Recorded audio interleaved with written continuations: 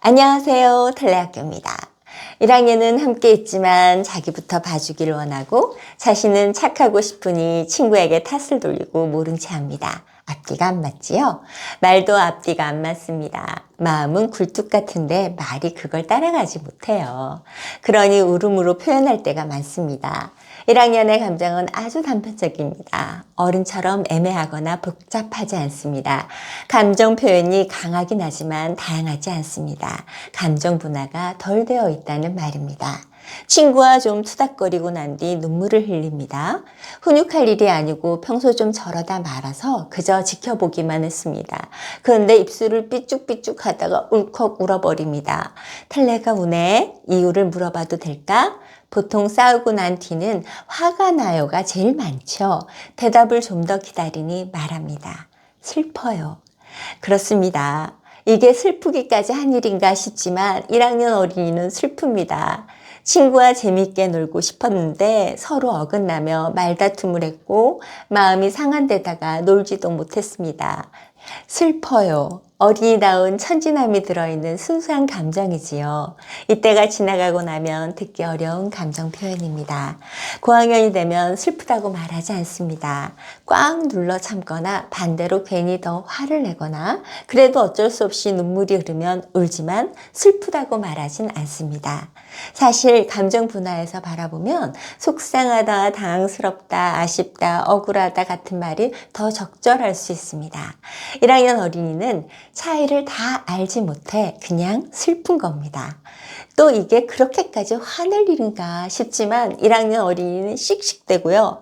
앞뒤 생각 안 하고 상황에 따르기보다 일단 감정을 터뜨리고 봅니다. 싫다고 울거나 너무 좋아 깔깔거리거나 나한테 너 왜 그랬어? 화내거나 친구야 사랑해 하는 거죠. 뻑 하면 울고 뒤를 돌아보면 놀고 있습니다. 자기중심성이 강해 감정도 자기 감정이 먼저 해서 친구가 울고 있는 것보다 자기가 속상한 게 먼저죠. 또 하나 자기중심성으로 세상을 보기 때문에 일어나는 중요한 감정이 있습니다. 바로 불안입니다. 1학년뿐 아니라 초등학교 어린이 대부분에서 흔히 볼 수 있는 정서가 불안입니다. 어쩌면 생태계의 많은 어른 개체들이 불안 속에서 성장하는지도 모르겠습니다. 나보다 큰 어른이 만든 세상에 내가 알지 못하는 많은 개념과 기호들이 가득하고 아직 할 줄 아는 게 많지 않습니다. 세상도 학교도 낯섭니다. 세상의 많은 사람들과 새로운 환경 속에서 자기중심성, 자기가 알고 경험한 것으로 살아가는 건 터무니없이 모자라는 일이기 때문이죠. 자기중심성으로 세상을 보는 어린이는 어쩔 수 없이 불안을 안고 살 수밖에 없습니다. 1학년이 이르기 대장이 되는데 불안도 한 몫을 합니다. 상황을 잘 알지 못합니다. 나 자신도 모르는데 다른 사람에 대해 어떻게 알겠습니까? 그러니 친구가 어떤 사람인지 자신 없습니다. 내 의도는 나쁜 게 없으니 혹시 친구가 나쁜 것일 수 있습니다. 나의 안전을 위해 친구가 잘못했다고 내가 본 친구의 잘못을 이릅니다. 자기가 하고 있는 게 맞는지 모르겠습니다. 좀 크면 옆 사람이 하는 걸 슬쩍슬쩍 보고 따라하면 되는데 모른다는 게 초조하고 불안해 불편합니다. 선생님, 이게 맞아요? 이렇게 하는 거예요? 이거 한번 봐주세요. 응, 맞아. 네, 맞아요. 잘하고 있어요. 네. 수없이 확인해줘야 한 발씩 나가는 어린이가 많습니다. 잘하다가 한 번 안 되면 엎드려 웁니다. 선생님이 책상줄 맞추라고 해서 자기는 낑낑대며 맞췄는데 친구들은 신경 쓰지 않는 것 같습니다. 그게 불편해서 속이 상합니다. 교사들이 흔히 말하는 성실이들 가운데 친구들이 선생님 말씀을 안 듣는다고 우는 어린이가 꽤 됩니다. 안 그래도 되는데 너무 성실해서 뭐라고 하기도 그렇습니다. 반면에 준비물이나 숙제가 제대로 안 되어 있으면 교실에 들어오려고 하지 않는 어린이도 있습니다. 너무 열심히 하려고 하는 어린이라서 그런 거 아닌가 물으시겠지만 아닙니다.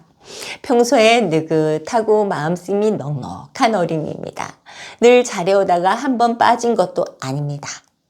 일주일에 3번 정도 안 해오면서 안 해올 때마다 교실 문 앞에서 쭈뼛거리고 다가가면 넋이 나간 초점 없는 눈동자로 교사를 봅니다. 뭔가가 잘못되었다는 건 알고 있는 겁니다. 그렇게 안절부절 못할 거면 해오지 그러냐 싶은 생각이 절로 듭니다. 9학년이 되면 준비물은 옆반에서 빌리고 숙제는 어린이에게 놀 권리를 뺏는다며 능글대는 소리를 하는 어린이도 생기지만 말입니다. 아직 혼자 있는 건 무섭습니다. 갑자기 누군가 초인종을 누르면 어떻게 해야 할지 모르겠습니다. 저 방 건너편에 무언가 있을 것 같아 겁이 나기도 합니다. 그래서 보호자가 약속한 시간에 돌아오지 않으면 전화기 너머로 짜증내며 어서 오라고 난리입니다. 불안은 짜증과 고집의 모습으로 나타나기도 합니다. 평소 하던 대로 하고 싶은데 그게 뭔가 안 될 때 왜 그러는지 모르겠고 낯설어 불안합니다. 마음에 안 듭니다. 몸이 좀 안 좋은 것일 수 있습니다. 미열이 좀 있다든지 잠이 온다든지 배가 고프다든지 이런 간단한 이유인데 어린이는 알지 못합니다. 상황은 늘 변하는 거고 내 몸은 자극에 반응하도록 되어 있습니다. 몸에 바이러스가 들어오면 열이 나서 신호를 주어 보살피게 하죠. 배가 고프면 먹을거리를 챙겨 힘이 떨어지지 않게 하고요.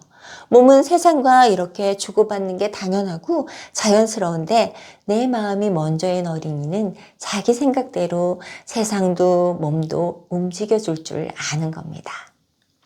어른도 그렇습니다. 짜증난다 싶으면 3가지를 보라고 하죠. 배가 고픈지, 잠이 부족하지 않은지, 몸이 아픈 건 아닌지 말입니다. 내가 그렇게 하찮은 이유로 성질낼 리가 없어. 하찮다니요. 어른도 어린이도 몸이 보내는 감각을 알아차리고 자신을 돌볼 줄 알아야 합니다. 몸은 어린이가 몰라서 내는 짜증의 한 가지 예시입니다. 다른 것도 마찬가지로 충분히 알지 못해 불안해하며 짜증내는 것일 수 있습니다. 같은 맥락으로 불안을 만들지 않기 위해 고집을 부리는 경우도 있습니다. 어른은 이걸 그냥 자기가 하고 싶은 대로 하고 싶으니까 또는 못하게 하니까 고집 부린다 생각하기 쉽습니다. 어른의 입장인 것입니다. 어른은 경험이 많아 어린이가 모르고 있는 걸 알고 있고 만약의 경우 어떻게 해야 하는지 생각할 수 있으니까요. 어린이도 알면서 그러는 건 줄 압니다. 불안이라고 이해하기보다 고집이 세다 탓하시는 거죠. 어른은 추울 때 반팔 입고 나가면 얼마나 고통스러운지 압니다. 달달 떨리며 몸을 잔뜩 움츠려도 싸늘함 때문에 힘이 들죠. 옷 한 겹이 얼마나 다른지 알고 있다는 겁니다. 그 다음 감기는 어떻습니까? 어린이는 달라진 날씨를 체감하지 못하고 어제 더워서 힘들었던 것만 생각합니다. 편식도 대표적인 예입니다. 먹어봤던 것, 맛있게 먹었던 것만 찾습니다. 낯설거나 싫은 음식은 목 안으로 넣는 게 너무너무 싫습니다. 그때 쓰거나 물컹했던 느낌을 다시 느끼고 싶지 않은 겁니다. 가족들과 조개찜을 먹으러 갔습니다. 모두 맛있는 거라며 기대하는 눈치였습니다. 커다란 냄비에 푸짐하게 끓어오는 모습이 기대하게 만들었습니다. 그런데 먹다 보니 우와! 흙이 씹혔습니다. 조개류는 해감을 한다고 해도 가끔 그렇지 않습니까? 그 뒤로 어린이는 조개만 보면 고개를 돌립니다. 아무리 깨끗이 손질했다고 해도 다시 고약한 모래가 입안에 들어올까봐 겁이 나는 겁니다. 달라질 수 있는데 말입니다. 껍질까지 까서 조개 속살만으로 요리할 수도 있고 해감을 잘하면 괜찮은데 불안한 마음은 조개는 절대 먹지 않겠다는 편식을 만들어 버립니다. 또 밤에 자는 것도 편치 않습니다. 더 놀고 싶어 그럴 수 있습니다. 보호자와 다른 가족들이 안 자고 있으면서 자기는 왜 자야 하는지 모르겠다 싶을 수 있습니다. 하지만 해가 있는 낮일 때와 달라진 기분 때문에 툴툴대는 것일지도 모릅니다. 우리도 졸릴 때 몸이 무겁고 만사 귀찮아지고 그렇지 않습니까? 한 1학년 어린이가 엄마가 없을 때 짜증나는 기분이라고 졸릴 때를 표현했던 것이 기억납니다. 아마 몸에 힘이 빠지고 지금이 끝날 것 같고 꼴 딱 잠속으로 빠지면 자신이 어떻게 할 수 없는 무언가가 일어날 것 같습니다. 잠든다는 건 의식 상태가 달라지는 겁니다. 날마다 잠드니까 별일 아닌 것 같지만 사실은 큰 변화지요. 그것도 인간이 어찌어찌 조절하거나 통제할 수 있는 그런 정도가 아닙니다. 예전부터 잠이나 밤에 대한 여러 가지 이야기가 나온 이유기도 합니다. 전조작기 어린이의 거짓말도 불안이 주는 영향을 크게 받습니다. 어린이가 거짓말하는 모습은 생각보다 흔하게 볼 수 있습니다. 우리 아이는 적어도 거짓말은 안 해요. 이렇게 말씀하시는 보호자가 계십니다. 글쎄요, 1, 2학년 어린이가 그럴 수 있을까요? 어른도 그럴 수 있을까 싶습니다. 1, 2학년 어린이가 다른 학년 어린이보다 정직함이 없어서가 아닙니다. 곧 말씀드릴 상상력의 발달 때문인데 그때 자세히 살펴보겠습니다. 그 전에 보호자의 이런 말씀은 어린이 발달보다 앞선 자신의 신념 때문인 것 같습니다. 내 아이이기 때문에 내가 그렇게 가르쳤기 때문에 우리 아이는 거짓말을 해서는 안 된다는 당의지요. 보호자가 대단한 사람이긴 하지만 어린이 발달의 자연성보다 더 힘이 크다고 말할 수 있을까요? 어리니까 거짓말을 할 수 있죠. 그런데 너무 눈 하나 깜짝하지 않고 거짓말을 해요. 그리고 자기는 진짜래요. 어린이의 이런 모습을 어른들은 정말 싫어합니다. 그럼 대충 합니까? 거짓말하는 이유 대부분이 혼나기 싫어서인데 그럴듯하게 해야 속일 수 있죠. 방어 기제라고 들어보셨을까요? 나를 보호하기 위해 쓰는 마음의 기술 같은 겁니다. 사실 그대로 받아들이면 안 될 것 같아서, 감당할 수 없을 것 같아서, 상처받고 싶지 않아서 피하는 것입니다. 어린 자아는 세상에서 일어나는 일을 충분히 생각하고 받아들일 수 없어 불안합니다. 무엇이 옳고 그른지보다 혼나는 게 먼저 다가옵니다. 우리 아이는 거짓말 안 해요 라고 자신있게 말하는 어른을 보호자로 두었다면 어린이는 잘못할 때마다 긴장할 겁니다. 보통 거짓말만 이렇게 단호하시지 않을 것 같거든요. 잘못하고 그걸 덮으려고 거짓말까지 했다는 사실이 드러나면 사랑하는 보호자에게 버림받을 것 같은 불안을 느낄지도 모릅니다. 그러면 어린이는 자기가 만든 세계로 갑니다. 자신에게 유리한 상황으로 머릿속에서 세상을 만들고 그게 사실이라고 믿어버리는 겁니다. 숙제했는데 어디 갔는지 모르겠다. 친구를 믿은 적이 없다. 자기는 분명히 손을 들었는데 선생님이 안 들었다고 한다. 자, 이제 수사가 시작됩니다. 숙제했다면 언제, 어디서, 어떻게 했는지 묻습니다. 그리고 마지막에 어디에 두었는지 탐문을 합니다.